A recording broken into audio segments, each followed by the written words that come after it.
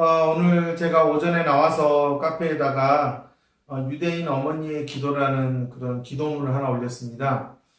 제가 최근에 읽은 책 중에서 현재 이스라엘 예루살렘에서 내 아이를 키우고 있는 이제 정통 유대인 엄마가 쓴 책인데요. 이 책에서 이 어머님이 날마다 내 아이를 재우고 나서 자기 전에 읽는 기도문이라고 합니다. 자신이 작성을 해서 이렇게 자기 스스로를 다짐하고 또 앞으로 내일은 또 어떻게 해야 될지에 대해서 하는 그러한 기도문이죠. 그래서 제가 우리 어머님들도 자기 전에 이러한 기도문을 읽거나 한번 필사를 해보시면 마음에 좀 평안을 얻지 않을까 싶어서 이제 글을 올렸습니다.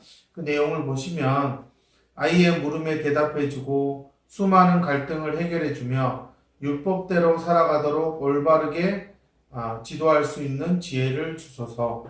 아무래도 율법대로 살아가도록 한다는 것은 어떤 삶의 원칙, 세상을 살아가는 데 필요로 하는 따라야 하는 규칙을 잘 따를 수 있도록 아무래도 아이가 그것을 이해하고 받아들여서 지킬 수 있도록 할 수 있는 그런 지혜를 갖게 해달라는 거겠죠. 화가 치밀어 오르고 비난과 매질로 아이의 영혼을 짓밟고 싶을 때마다 이겨낼 수 있는 자제력을 주소서. 부모로서 참 어려운 부분이 이게 아닌가 싶네요. 정말 아이가 아무리 말하고 혼을 내도 달라지지 않고 또 다시 문제 행동을 할 때마다 과연 언제까지 참아야 되나 하는 그런 부분들이 있겠죠. 그럴 때 이겨낼 수 있는 자제력을 갖게 해달라는 거. 서로를 아끼고 사랑하는 부모 밑에서 아이가 자랄 수 있도록 배우자와 힘을 모을 수 있게 하소서. 아무래도 이 기도문은 엄마 혼자만이 아니라 아빠도 같이 양육에 책임을 지고 같이 협조를 해야 된다는 측면에서 아버님들도 꼭 읽어야 될 부분인 것 같네요. 수많은 위기와 갈등을 해결책을 찾을 수 있는 창의성을 주소서. 매 순간마다 아이와 사이에서 발생하는 그러한 갈등 문제들, 돌발 상황들을 해결할 수 있는 지혜를 갖게 해달라는 거죠. 사소한 짜증과 아픔, 고통, 보잘것없는 실수와 불편에 눈 감게 하소서. 때로는 이런 어떤 사소한 개인적인 짜증이 아이에게 풀게 되는 경우도 있고, 또 이렇게 신경 쓰지 않아도 되는 사소한 것에 너무 신경 쓰고 불편함에 민감하다 보니까 오히려 그게 아이에게 화를 내는 그러한 문제도 될 수 있기 때문에 그런 부분에 대해서도 좀 눈 감게 해달라는 거죠. 가족들의 마음과 생각을 들여다볼 수 있는 통찰력을 주소서. 아무래도 가족도 공동체 사회이기 때문에 이 가족 구성원 각각의 그 마음과 생각을 들여다볼 수 있어야 된다는 거죠. 아무래도 이 가정 안에서의 그런 평화를 만들어가는 가장 기본적인 토대는 엄마의 능력에서 나오기 때문에 그런 것 같습니다. 참을성을 그보다 더한 참을성을 그리고 그보다 더한 참을성을 주소서.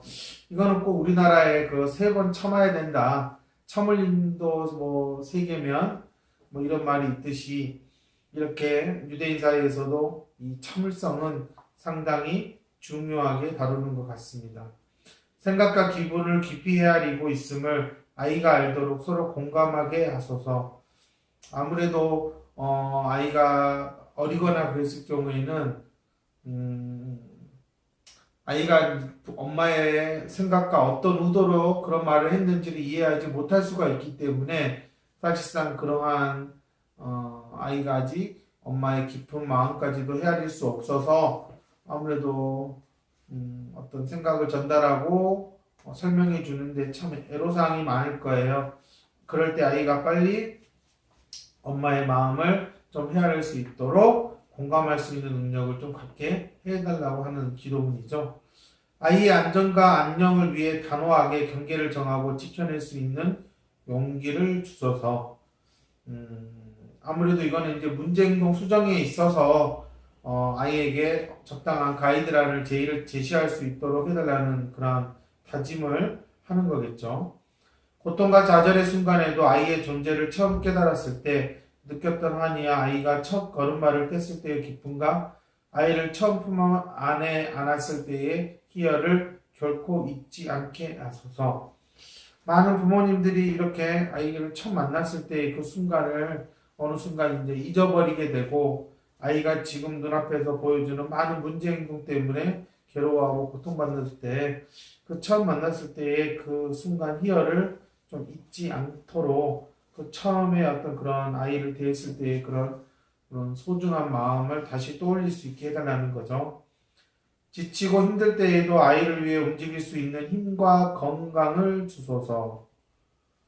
아무래도 엄마에게 건강은 정말 아이를 돌보는 데 있어서 가장 필수적인 것이니까요.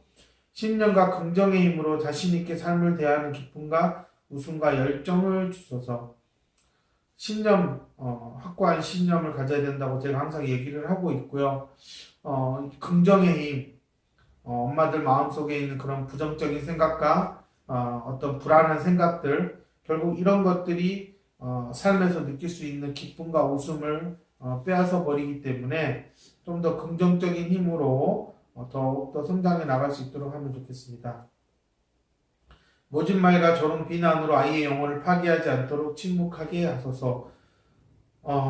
많은 어머님들이 나는 하지 않았다고 하지만 실제적으로 이런 청소년기에 들어서 사춘기에 접어들어서 심각한 정서적인 문제를 일으키거나 행동에 어떤 그런 문제를 일으키는 아이들 대다수가 어렸을 때 엄마나 아빠로부터 상당히 모욕적인 그런 말들을 많이 들어왔기 때문에 그것에 대한 분노가 표출되는 경우가 되게 많다고 합니다. 아무래도 이 아이를 대할 때에 이러한 모욕적이고 상당히 비난하는 말은 좀 줄여야 되지 않을까 생각을 하고 있습니다.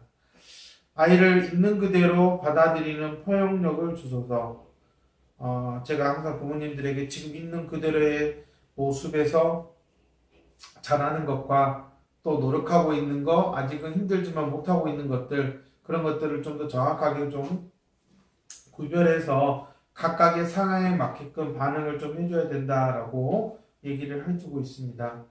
아이뿐 아니라 시간과 이해, 표현을 필요로 하는 나 자신은 내면의 아이도 사랑하게 하소서. 엄마로서 이렇게 아이들에게 헌신적인 어떤 사랑을 베풀다 보면 정작 자신은 사랑받지 못하는 경우가 참 많거든요. 그랬을 때 자신의 내면도 좀 사랑할 수 있게 해달라는 거죠. 무엇보다 하나님이 베푸는 모든 것에 사랑과 은총과 지혜가 깃들어 있음을 한시도 잊지 않는 깊은 믿음을 주소서. 이제 마지막 문장은 이제 유대인으로서 종교를 가지고 있기 때문에 그 하나님에 대해서 감사하는 마음과 그 다음에 그 감사한 마음이 항상 간직할 수 있도록 하는 어떤 종교인으로서의 기도문인 것 같습니다. 저도 이렇게 최근에 여러 가지 그런 기도문이나 어떤 자신에게 하는 다짐들을 보았는데 참 많은 내용을 이렇게 간단 명료하게 정리되어 있는 기도문은 최근에 처음 본 것 같아요. 그래서 제가 이렇게 소개를 해드리고 있습니다. 그냥 하루에 한번 이렇게 노트에 옮겨놔서 답답하시거나 그럴 때 한번 이렇게 쭉 읽어보시거나 아니면 녹음을 해놓고 이렇게 들어보셔도 상당히 마음의 평안을 줄 거라고 저는 믿고 있습니다. 많은 사람들이 설마 하지만 어떤 이런 작은 실천이 나 자신을 변화시키는데 큰 힘이 될 수 있고요. 때로는 아주 절박한 상황에서도 마지막 신락 같은 희망을 찾을 수도 있습니다.